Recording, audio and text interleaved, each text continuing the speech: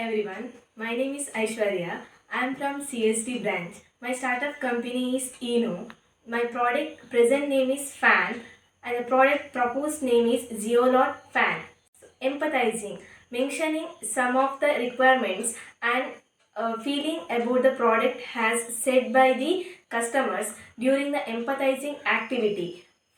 First one, automatically store and generate electricity when fan turns. Second one, an energy can be used for the other household appliances.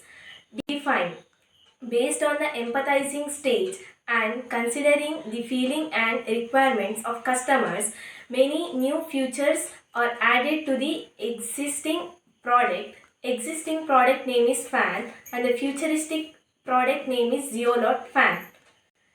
Ideate some of the additional features to be added or mentioned here. First one, connecting the fan to smartphone systems for the voice control and automation, automatically turning the fan off after the set off period, which is useful for bedtime use, allowing the fan to operate at different speeds for better comfort and energy efficiency.